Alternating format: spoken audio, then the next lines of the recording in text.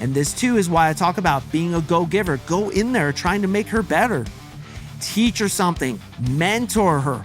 Another huge way to build emotional connection and get that emotional permission inside her head. Open the door when it's in my path for you. It's those little gestures of chivalry, of warmth, of trust and connection that will usually break down their walls.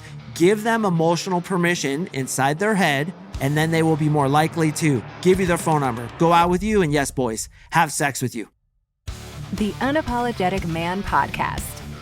Another thing we can do is throw out little instances of chivalry. For example, we're talking in a busy nightclub and I notice people are kind of bumping into her. I'll be like, hey, I noticed you're kind of getting bumped into. Come here, let's move over here and put her next to a safe area where she's not getting bumped into.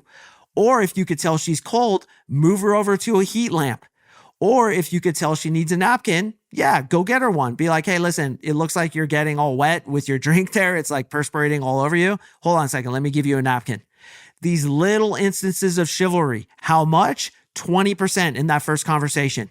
So the first conversation, you're doing 20% of these nice things. And again, a lot of guys do this naturally. They do it with a needy vibe behind it, which is what we want to avoid.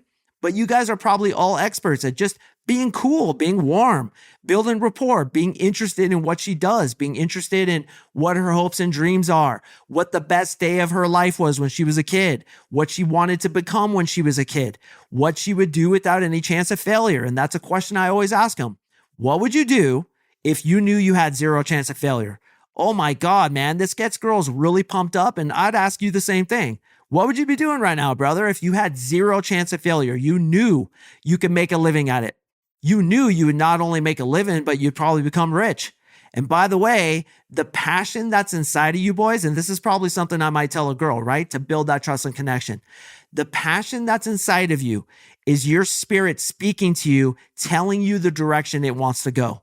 So always follow your passions, even if you can't see how it would make you money or you would never be able to make a living from it. In your mind, you would be able to make a living from it. Even those guys who have hobbies that they think I'd never be able to make money from this, you would. Follow your passion. It will always lead you to success.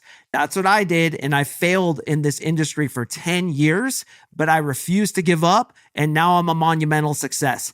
If you keep pushing, the results will come. Failure cannot cope with persistence. And that too is a strategy. Show her some of your vulnerabilities. Tell her about some of the things you persevered past. Tell her about your dreams.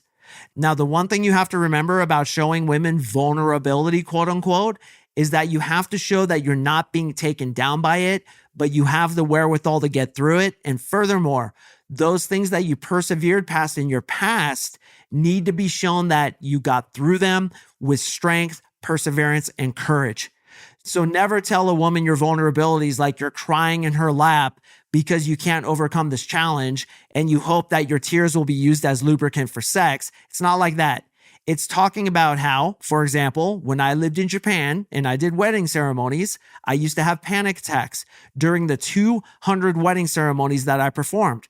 Well, I found NLP, neuro-linguistic programming, the same NLP, by the way, that I offer my boys in my 3-month coaching program, and it completely ridded me of all my anxiety.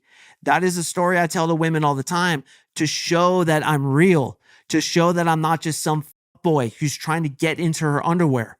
Oh, let me take your phone number, take you on a date and take your underwear off. She can feel that taker mentality from you. And this too is why I talk about being a go-giver. Go in there trying to make her better. Teach her something, mentor her. Another huge way to build emotional connection and get that emotional permission inside her head. So we want to go in, we want to be that warm dude who's just cool. We're just real. But at the same time, we're showing her we're not to be f***ed with. We're willing to tease her. Yeah, other girls like us. But honestly, like the conversation we're having is, in my opinion, better than the conversations I have with other girls. You're just different. Oh, let me tell you a little bit about some vulnerabilities I overcame. Let me ask you some questions about how you've overcome some of your stuff or where you want to go with your hopes and dreams. Let me be a little chivalrous with you.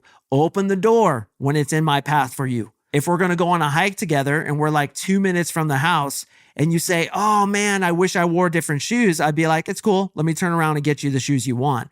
It's those little gestures of chivalry, of warmth, of trust and connection that will usually break down their walls. Give them emotional permission inside their head, because remember, there's multiple channels that we need to flip in order to get them to trust us, and then they will be more likely to give you their phone number, go out with you, and yes, boys, have sex with you. What's up, brother? Thank you so much for watching. I really appreciate it. To watch the full podcast episode, click here. And before you go, if you're feeling extra generous, please like, comment, subscribe. It really helps me in the algorithm. I'd sincerely appreciate it. Unapologetic Army.